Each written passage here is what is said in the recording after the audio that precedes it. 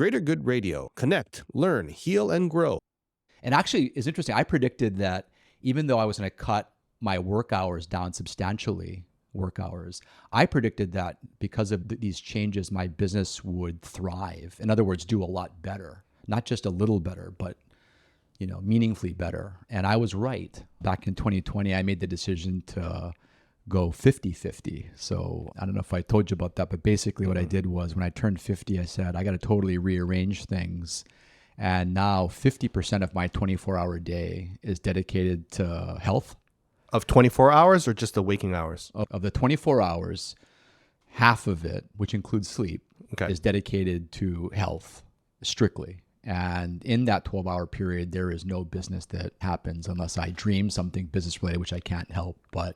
And then the other health-related, meaning, not just sleep and eating, but also exercise and working on relationships that are totally separate and apart from business. And then the other 50% of the day is dedicated 100% to my career.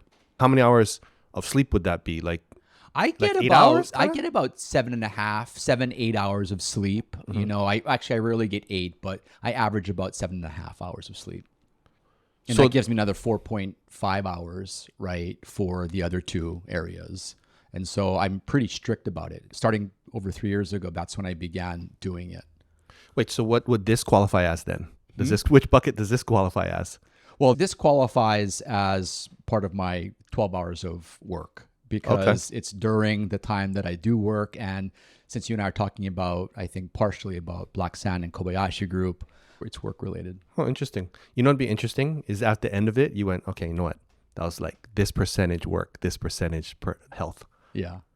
Actually, that would be my goal. Actually, it's interesting when I look at the 50%, the 12 hours is dedicated to my profession. That I'm not strict about, personal stuff leaking into there. Health things leaking into there. What I'm really sensitive to is preserving, Evan, the 12 hours that I have for my sleep, my personal health, eating right, that stuff, exercise. That's really where I want to keep the business out of that 12 hours. And I'm very disciplined about doing that. From the time that I wake up, right, I have about 4 or 5 hours. And during that period, there is basically no work. I don't work in the morning, or I rarely work in the morning. So was there something that kind of spurned that? Yeah, I just wanted a healthier lifestyle. I was out of balance. I think you get a point in your life, a lot of guys do this, a lot of gals too do this, is where when you're driven, you're in business and you're pursuing your career goals and you get on autopilot and then you kind of forget that you put business and you put financial concerns number one and everything else comes way, way down the line, including your relationships and your family. And unfortunately, I had gotten to that position in my late 40s. And so I needed to look myself in the mirror and really self-evaluate and have a tough conversation with myself. And then this body of work is what came out of it. But it wasn't just sort of like a thought or a plan. It really was the hardest thing I've done in my life. Did it just kind of creep up on you, or one day I was like, oh, if it's enough, or was it? No, I think a lot of my friends that are about my age, we're all driven, and you can get to the point where you just feel like, in my case, Evan, that you're always running and running from meeting to commitment to nonprofit board meeting to, I was on the board of Hawaiian Electric for many years, to doing my trips to visit my investors in Asia. And then, that took up like what felt to me like the vast majority of my life.